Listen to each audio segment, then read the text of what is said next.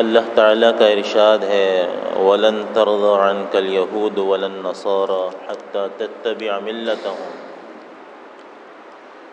کہ یہ یہود اور نصارہ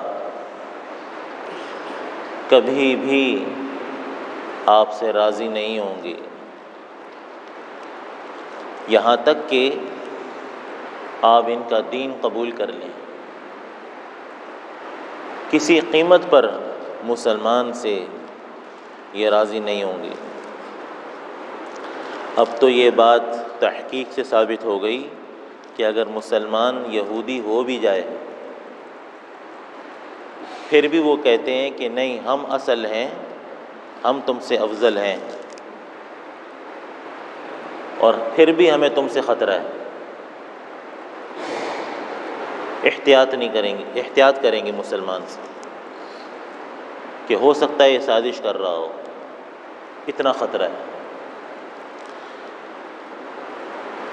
کیوں آتا ہے کتابوں میں کہ اگر یہ یہودی اور مسلمان کسی جگہ دو کے دو جمع ہو جائیں تو ایسا ہو نہیں سکتا کہ یہودی کا ضمیر اس کو یہ بات نہ کہے کہ اس کو قتل کر دے، اس کے ضمیر میں یہ بات آئے گی۔ ایسے خطرناک دشمن ہیں، کبھی بھی راضی نہیں ہو سکتے۔ جب یہ اللہ تعالیٰ نے قرآن حکیم میں یہود اور نصارہ کی نفرت اتنی بٹھائی ہے قرآن میں، اگر آپ دیکھیں کہ یہ وہ لوگ ہیں جن پر اللہ کا غصہ ہے، یہ وہ لوگ ہیں کہ جو گمراہی کے آخری کنارے پر ہیں۔ انما المشرکون نجس، یہ جو کفار جو ہیں یہ پخانے کی طرح نجاست ہے۔ نجاست جب تک ان کی گندگی ان کی برائی دلوں میں نہیں آئے گی، ان کے طور طریقے چھوڑنا آسان نہیں ہے۔ پہلے گندگی دل میں بیٹھتی ہے۔ اولئک الذین لعنہم اللہ، یہ وہ لوگ ہیں کہ اللہ کی ان کے اوپر لعنت ہے، والملائکہ، اور فرشتوں کی لعنت ہے، والناس اجمعین، تمام لوگوں کی لعنت ان کے اوپر ہے۔ یلعنہم اللہ ویلعنہم اللاعنون، اللہ ان پر لعنت کرتا ہے اور لعنت کرنے والے ان کے اوپر لعنت کرتے ہیں۔ اتنی گندی قوم ہے۔ اولئک کالانعام بل ہم اضل، یہ جتنے کفار ہیں یہ تو جانوروں کی طرح ہیں۔ خالق کائنات کہہ رہا ہے بل ہم اضل، بلکہ جانوروں سے بھی بدتر ہیں۔ اتنی گندگی۔ نجاست کسے کہتے ہیں؟ ہر مسلمان جانتا ہے نجاست کسے کہتے ہیں۔ نجاست، پلید، یہ نہیں فرمایا کہ ان کے اندر سے نجاست نکلتی ہے، فرمایا وہ اوپر سے لے کے نیچے تک سب نجاست ہی نجاست ہے۔ اتنی گندگی بٹھائی گئی کہ جس کی گندگی مسلمان کے دل میں بیٹھ جائے پھر اس کے طور طریقے اختیار کرنا کبھی اس کو گوارا نہیں کرتا۔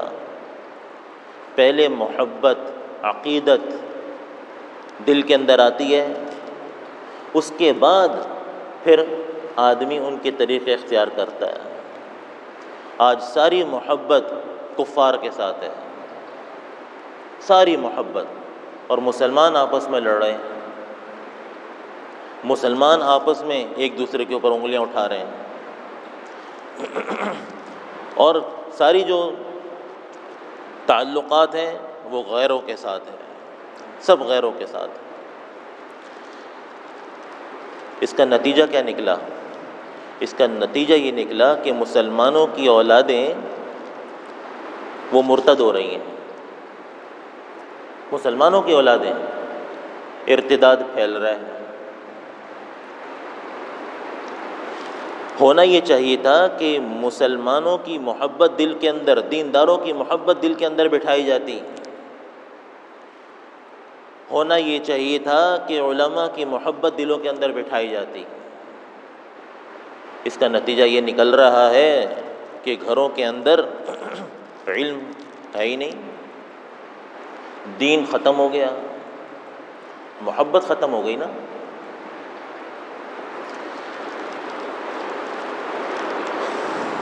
شروع ہی سے اگر ہم اسلامی تاریخ کو دیکھیں تو یہ جذبات تھے مسلمان بچوں کے، یہاں تک کہ مسلمان بادشاہوں کے بچے شوق سے دین سیکھتے تھے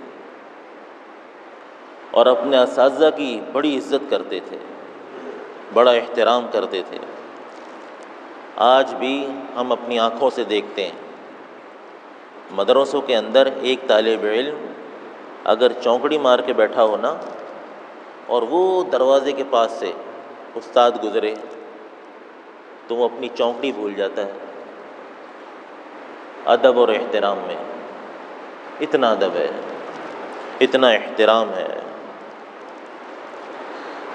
کبھی ہو نہیں سکتا کہ اپنے استاد کی کوئی غیبت کرے، اگر غیبت کر بھی دے تو اگلے اس کو چھوڑتے نہیں، اور گالی تو بہت دور کی بات ہے، یہ بات تو تصور میں نہیں ہے، تصور میں نہیں ہے۔ ادب اور احترام جس کا نتیجہ یہ ہوتا ہے کہ بڑھاپے کے اندر جب ان کا استاد پہنچتا ہے اور ہوتا مدرسے میں ہی ہے تو ایسے خدمت کر رہے ہوتے ہیں جیسے اپنے ماں باپ کی خدمت کرتے ہیں۔ صبح شام یہ دیکھتے ہیں ہم، جیسے ماں باپ کی خدمت، یہاں تک کہ اگر استنجے خانے میں بھی، اور اس کی جو جتنی ما لہو و ما علیہ خدمتیں ہوتی ہیں اگر کرنی پڑ جائیں تو شوق سے، شوق سے۔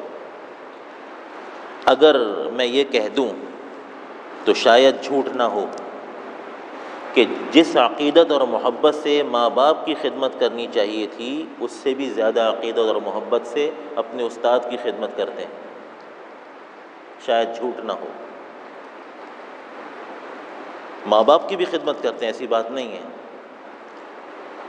یہ کیا وجہ ہے کہ دین کی محبت، علم کی محبت، اساتذہ کی محبت ان کے دل کے اندر۔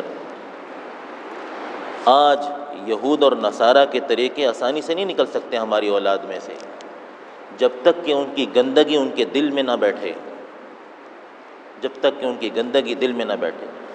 آج مسلمان اور کافر میں کوئی فرق نظر نہیں آ رہا، صرف بات کرنے سے پتہ چلتا ہے۔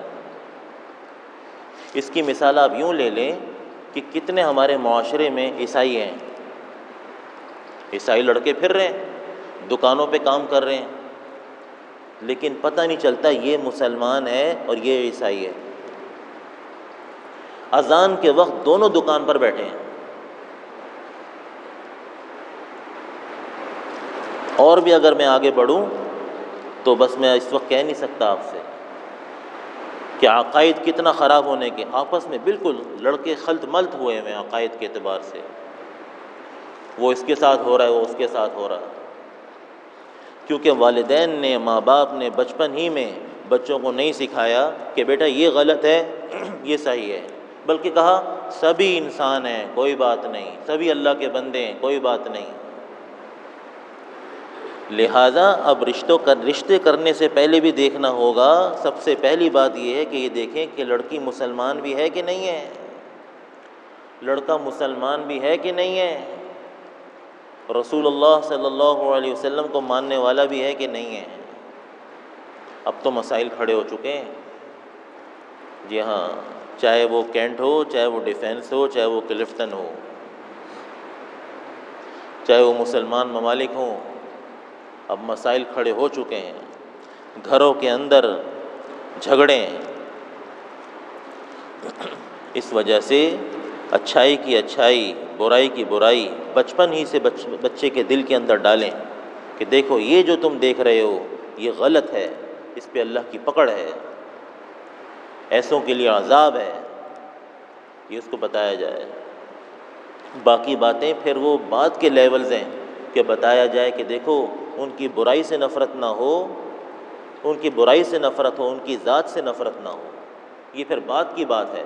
لیکن جو بچپنا ہے، 6 سال کی عمر ہے، 7 سال کی عمر ہے، 8 9 10 سال کی عمر تک ساری برائیوں کی اور ساری نافرمانیوں کی گندگی ان کے دل کے اندر ڈالی جائے، صرف خالص گندگی، ذرہ برابر بھی محبت نہ ہو، بس پھر آپ دیکھیں گے جب شعور وہ پکڑیں گے تو ان کے جسم پر، ان کی زندگی میں، ان کے جسم سے نکلنے والے اعمال وہ اسلامی اعمال اور اسلامی طور طریقے ہوں۔ اللہ تعالی ہمیں عمل کرنے کی توفیق عطا فرمائے۔ الحمدللہ۔